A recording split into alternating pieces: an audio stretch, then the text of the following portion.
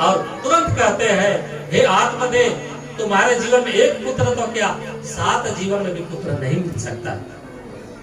यह सुनकर आत्मदेव बड़ा दुखी हो जाते हैं। कहीं नहीं महात्मा उनका चरणों को पकड़ लेते हैं, लिपट जाते हैं और रोने लगते हैं और कहते हैं, जब तक आप जब मेरे 7 जीवन को देख सकते हो तो एक जीवन में एक पुत्र का अवश्य दे सकते हो, मुझे पूरा भरोसा है। और अनुग्रह करने लगते हैं, प्रार्थना करने लगते हैं, हे महापुरुष, हे संत, मुझे एक पुत्र का मिलने का कुछ रास्ता बताइए। तो वह महापुरुष कृपा करके एक फल देते हैं। वो फल आम्र का फल होता है, क्योंकि आम सारे फलों का राजा है। कौन ऐसा प्राणी नहीं है जो पके हुए आम को देखकर खाने का लुभा न जाए।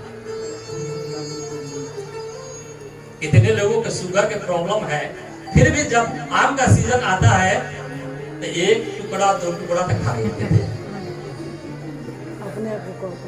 आम फल ऐसा लुभावन होता है कि कोई भी प्राणी देखने के बाद में तुरंत उसको देकर खाने के लिए सोचता है। यहाँ तक बताया गया है, एक राजा अगर अपने अश्व पर रूढ़ होकर कहीं जंगल में जा रहा हो, कोई बगीचे में जा रहा हो, अगर सामने एक पका हुआ आम का फल देख ले तो तुरंत उस घोड़े से उतर कर उस फल को ले लेगा। वो लाखों आम को ले सकता है, फिर भी वो ना ले सकता। एक आम फल ऐसा है।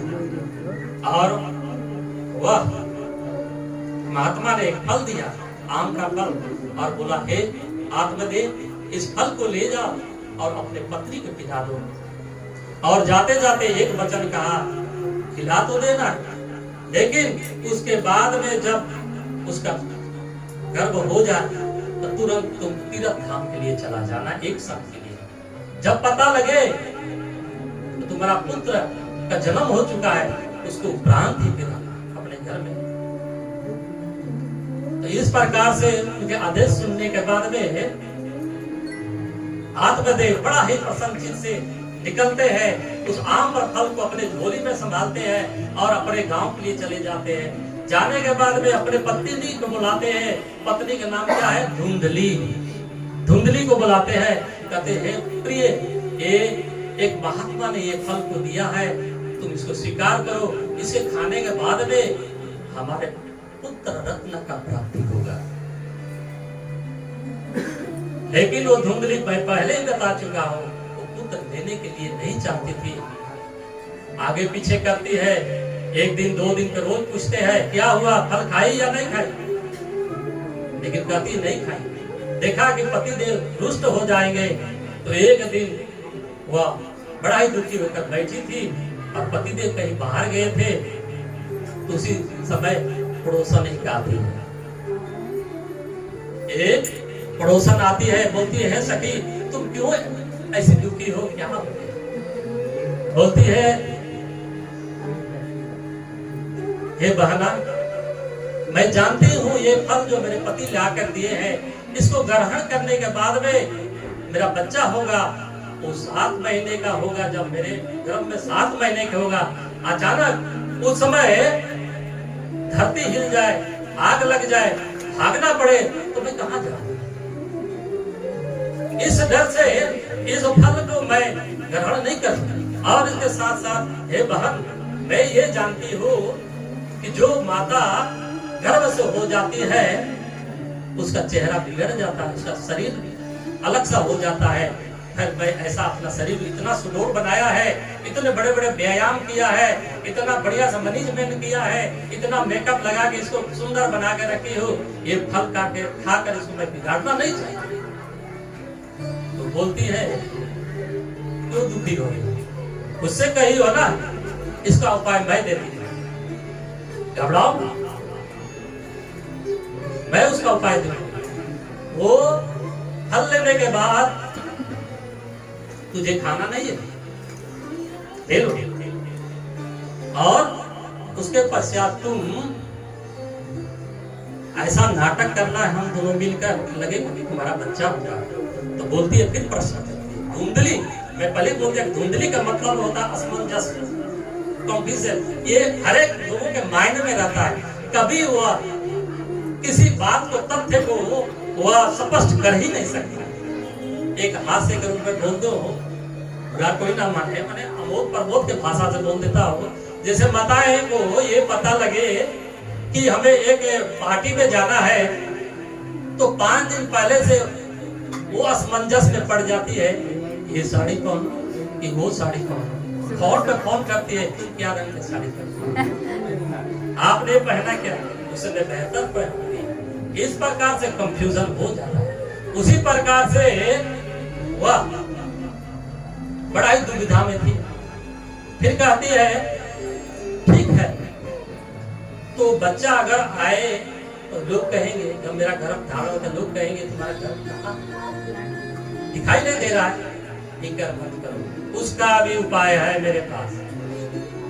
देखो तुम्हारा तो एक भी पुत्र नहीं है ना, मेरे पास 7-8 पुत्र है, और मेरा भी गर्भ हुआ 1.5 महीना का ही होगा, कोई जानता भी नहीं। मैं ऐसा करूंगी कि तुझे गर्भ का बच्चा जो मिलेगा दे दूंगी। बोलते ठीक है, दे दोगे तो आपका पति क्या करेगा? फिर प्रश्न, मैं बोला ना कंफ्यूजन, हर एक जीवन ऐसा ही कंफ्यूजन होता है। जिसका मन शुद्ध नहीं होता ऐसा ही भ्रमित रहता है। तो कहती है कि उसका भी उपाय है, मेरा पति बड़ा ही लालची है, उसको मैं मना लूंगी। कहते हैं देखो ऐसा ऐसा कहानी है, तुम बच्चे को दे देना है, कुछ सारा धन ले लेना, मैं उसे मंगवा देंगे तो खुश हो जाएगा। फिर प्रश्न करती है, अगर मैं वो तो ठीक है, लेकिन अड़ोस पड़ोस देखेंगे तो कैसा होगा? उसकी घबराओ मत, घर से बाहर निकलना ही नहीं 7 महीने तक। 7 महीने तक घर से बाहर निकलना नहीं। मैं आकर तुझे देखा करूंगी, और जब बच्चा हो जाए तो उसके बाद में तुझे ला दूंगी। तो फिर बोलती है ठीक है, ये तो हो जाएगा, तुम बच्चा भी दे देगी, लेकिन उसको दूध कौन पिलाएगा? इसके लिए तो जरूरी है। तो उसका भी उपाय बताती है, उसका बहन यानी उसका सखी, उनका सहेली, उसका भी उपाय है। घबराओ, मैं उसका भी उपाय करूंगी। मैं तुम्हारा पड़ोस हूँ, पड़ोसन हूँ, दिन में 4 बार 5 बार आया करूंगी, बच्चे को दूध पिला दूंगी। अब तुझे घबराने के बाद तुम्हारा पति तो तीर्थ पर चले गए, वो भी नहीं है। मैंने अपने पति को भी तो काम तमाम कर दिया, मतलब उसको समझा दिया, निपटा दिया, ये भी निपटा दिया, वो भी निपटा दिया, सब रास्ता ठीक हो गया। अब घबराओ, जाते जाते अंत में फिर प्रश्न करती है, ठीक है बहन, ये तो सब तुम निपटा दी, बड़ा अच्छा हो गया, लेकिन ये आम फल समस्या तो वही है। तो कहती है कि इसके भी उपाय है मेरे पास। क्यों घबराई, बहुत तुम प्रश्न करती हो। सही में तुम्हारा नाम किसने रखा है? धुंधली, सही है, बहुत तुम प्रश्न करती हो। तुम्हारा आंगन में जो गाय बंधी है उसको ले जाके तुरंत उसको दिमाग में आता है, वो आम का फल को लेती है और गाय के खिला देती है।